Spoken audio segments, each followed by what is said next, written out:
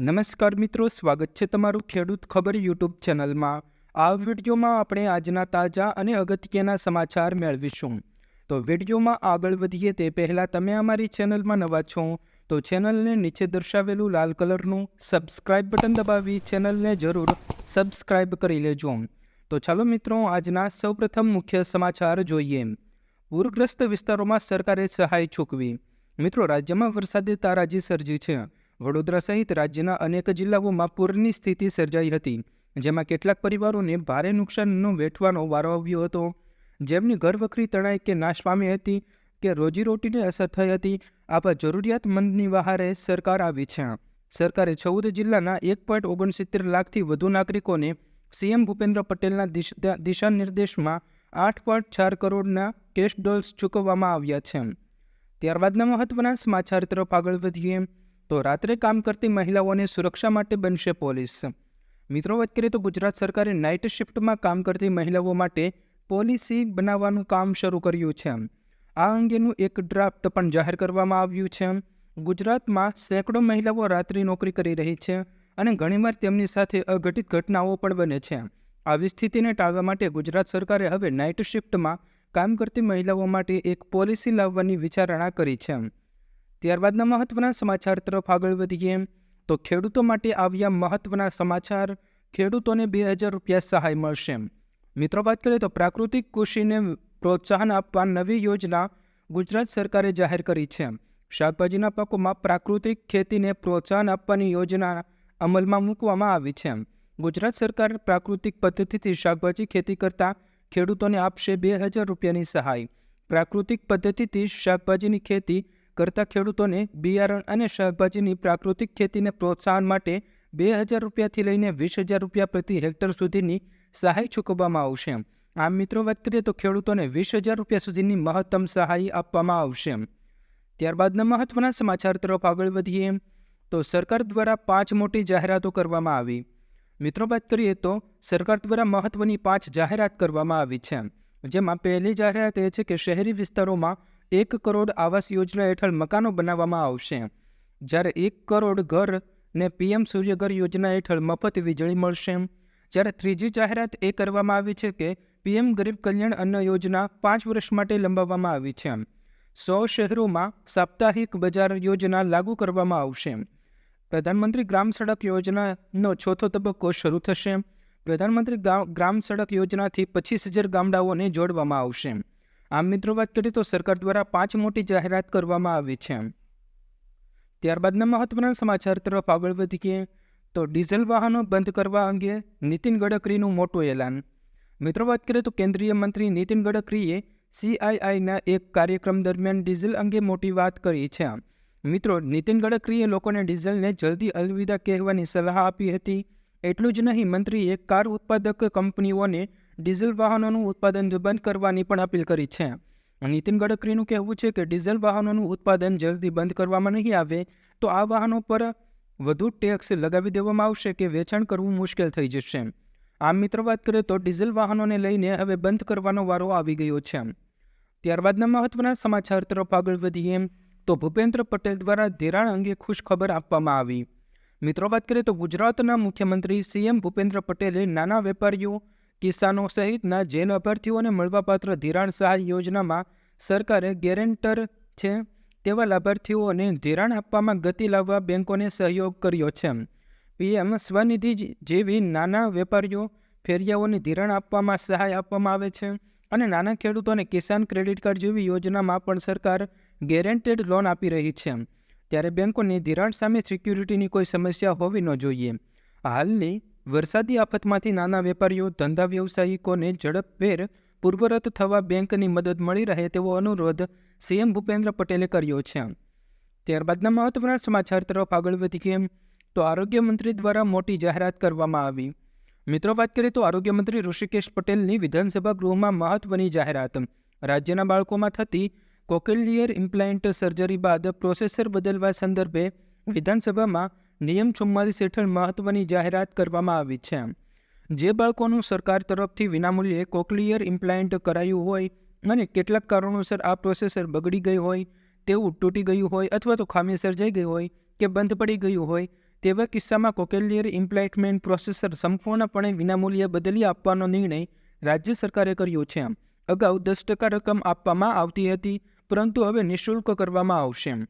ત્યારબાદના મહત્વના સમાચાર તરફ આગળ વધીએ તો રાશન કાર્ડ ધારકો માટે મોટો નિર્ણય કરવામાં આવ્યો.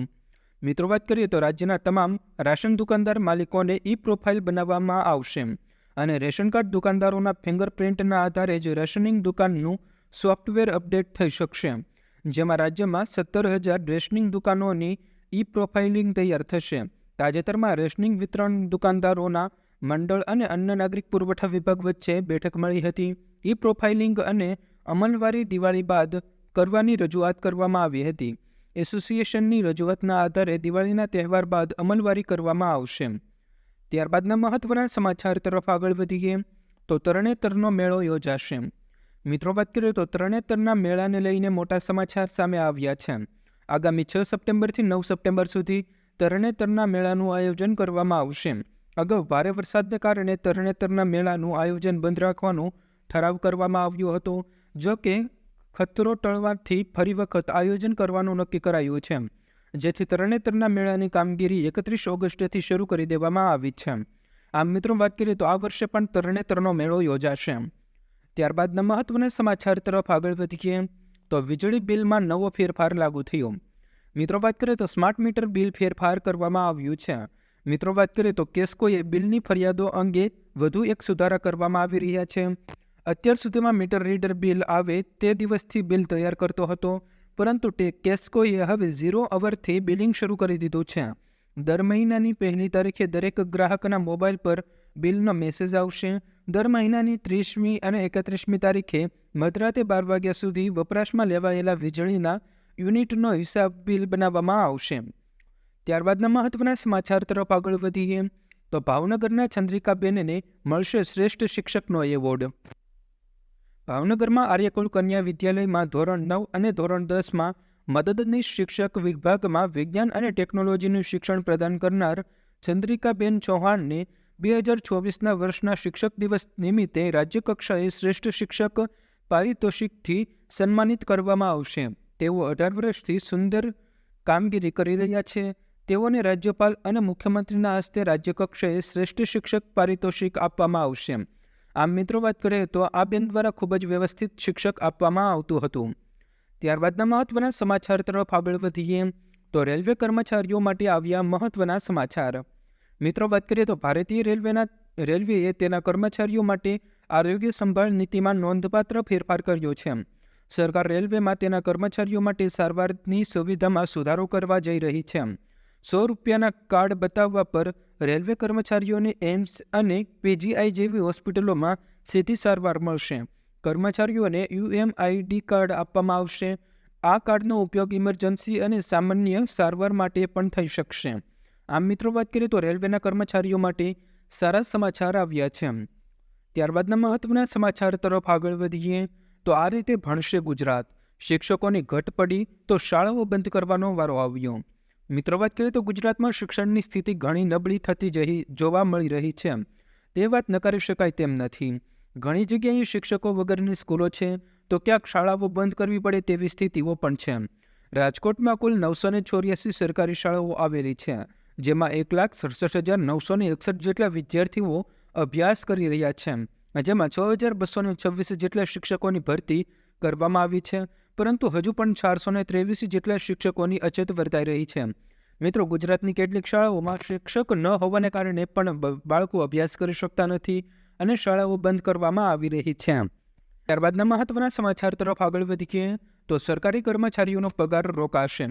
મિત્રો, વાત કરીએ તો જો તમે સરકારી કર્મચારી છો તો તમારા માટે આ સમાચાર મહત્વના છે. રાજ્ય સરકારે નિર્ણય કર્યો છે કે તમામ કર્મચારીઓ અને અધિકારીઓને કર્મયોગી એપ્લિકેશન રજિસ્ટ્રેશન ફરજિયાત કરવાનું રહેશે. ખાતાના વડાએ મહિનાના અંતમાં પગાર બિલ સાથે પોતાના ખાતામાં તમામ કર્મચારીઓના કર્મયોગી એપ્લિકેશનમાં રજિસ્ટ્રેશન થઈ ચૂક્યું હોવાનું પ્રમાણપત્ર રજૂ કરવું પડશે.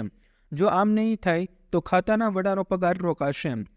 ત્યારબાદના મહત્વના સમાચાર તરફ આગળ વધીએ તો સુકન્યા સમૃદ્ધિ યોજનામાં ફેરફાર, ખાતું થઈ જશે બંધ. મિત્રો, વાત કરીએ તો સુકન્યા સમૃદ્ધિ યોજનામાં ફેરફાર કરવામાં આવી રહ્યો છે. આ યોજના હેઠળ એવા ઘણા ખાતા છે કે છોકરીના દાદા દાદીએ ખોલાવ્યા હતા. તેમાં માતા પિતાને બદલે દાદા દાદીના નામ છે. હવે આ ખાતા માતા પિતાના નામે ટ્રાન્સફર કરવામાં આવશે. ઘણા લોકોએ પોતાની દીકરીના નામે જે 2 ખાતા ખોલાવેલા છે તે ખાતાઓ બંધ કરવામાં આવશે અને તેમના માત્ર મૂળ રકમ જ પરત કરવામાં આવશે. આ ફેરફાર 1 ઓક્ટોબર 2024થી રજૂ કરવામાં આવશે. તો મિત્રો, આ હતા આજના તમામ મુખ્ય સમાચાર. જો મિત્રો તમને અમારો આ વિડીયો પસંદ આવ્યો હોય તો વિડીયોને લાઇક કરો, તમારા મિત્રો સાથે શેર કરો અને અમારી ચેનલને હજુ સુધી સબસ્ક્રાઇબ ન કરી હોય તો ચેનલને જરૂર સબસ્ક્રાઇબ કરી લેજો, જેથી તમને અમારા રોજના તાજા, અગત્યના, સાચા અને સચોટ સમાચાર સૌપ્રથમ મળી શકે.